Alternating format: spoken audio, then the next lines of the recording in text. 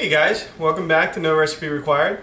Today I'm going to do a spaghetti sauce. Now, there's probably as many types of spaghetti sauce recipes out there as there are cooks. I do it probably 10 different ways. Today I'm just going to do a simple, basic one, very few ingredients. It's really just about the tomatoes. I'm also going to make it vegetarian today. Normally I would put meat into it, but it's just a different type of style.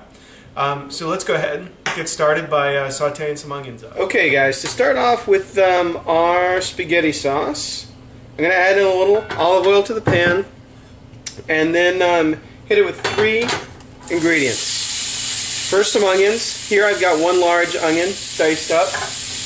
I also actually put a little shredded carrot. It's finely shredded, through a cheese grater as opposed to chopped. I find it gives a nice sweetness to the sauce as well as a good texture. And then I've got 3 medium-sized to large garlic cloves in there. I'm going to add those. I'm going to salt everything right away. I'm going to hit it with a little bit of pepper.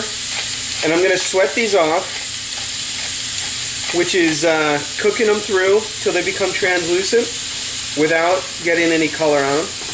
And once we do that, we're going to start adding some of our other ingredients. I'll come back when it's time. Okay, we're back now. My carrot, onion, garlic is sweated down. You can see the onions are translucent. They don't yet have any color on it. So what I'm going to do now is actually add a can of tomato paste, which is obviously thick, concentrated tomato.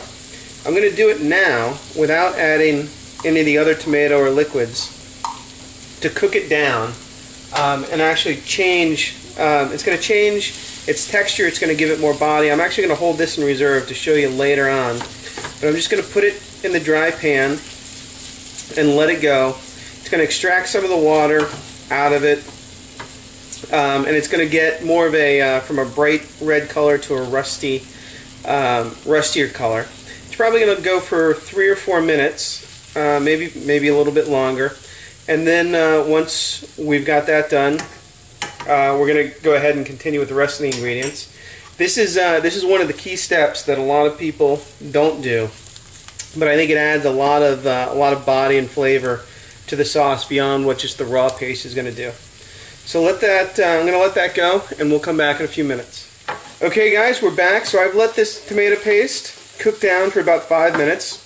One thing you do have to be careful of, it's thick and it's got a lot of sugar in it, so you got to make sure you're not letting it burn to the bottom of the pan. So I actually didn't walk away. I kept it moving, and I actually also switched to a wooden spoon to scrape any of the excess tomato paste that's sticking to the bottom. I do want to show you. Here's a picture of that raw shot of the raw tomato paste next to the cooked. You can see there is a pretty significant color difference. So now I've cooked that down. We're going to add some wine, some red wine to this mix now. Frankly, you can use kind of any wine you want. I usually hit about half a cup, maybe a little bit more in there. And again, I do it here to take all that, all those crispy bits off the bottom. I'm going to let the wine cook down and reduce to where the alcohol is evaporated. And then once that's done, we're going to come back, we're going to add our tomatoes.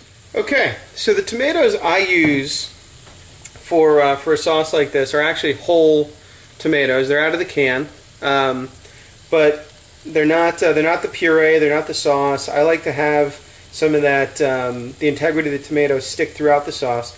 I do crush them in my hands, so I'll actually, maybe just pull it apart. If you go squeeze it as hard as you can, then you're going to end up with a mess. But I pull it apart a little bit, then just kind of run it through my hands to crush them and put them in there. You can do a few at a time and get those in there. Once I get all these crushed, I'm going to let it simmer for probably an hour or so, and then come back and start hitting it with some of the additional spices and herbs that are going to flavor the sauce. Okay guys, so I've let the tomato sauce come up to a boil. I am now going to add in about a tablespoon, maybe 2 tablespoons of basil. I'm going to add in about the same amount of oregano. I'm going to hit it with a good pinch of salt and a few squeezes of black pepper, fresh ground black pepper. Now, depending on your tomatoes, the sauce can be pretty acidic at this point, which is going to come off as a bitter taste in your mouth. I frequently find that's the case, especially with canned tomatoes. So I'm going to go ahead and add maybe a teaspoon or two, probably 2 teaspoons of sugar to take some of that out. You know, you can also use honey. That's a great option with a little bit more flavor than normal sugar. I'm just going to mix in those fresh herbs and then let it simmer. I like to cook mine for probably 2 or 3 hours. Let it really kind of come together.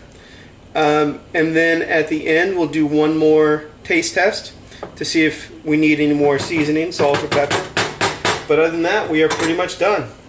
We'll come back once it's finished. Okay guys, so we are back now. It's been probably 3 hours since I started cooking the sauce, or since we last put it on the simmer, and we're pretty much done. Now you can't overcook spaghetti sauce. I find you can't overcook it, and it's definitely going to get better with time. So feel free to let it go longer. You can even shut it off, let it cool, put it in the fridge. It's going to be better the next day. This, like I said, is just my basic tomato sauce. You can use it for, obviously, spaghetti, but use it as a lasagna sauce or a pizza sauce or anything like that. I think it's wonderful. You do want to, before you use it, you want to check for seasoning. One more time. Salt and pepper. This could use a little more salt, a little more ground pepper. Again, if you're getting that acidic or sour taste, hit it up with a little more sugar. Let that blend in and you're ready to go. So, it's been great cooking with you today, and I'll see you next time on No Recipe Required.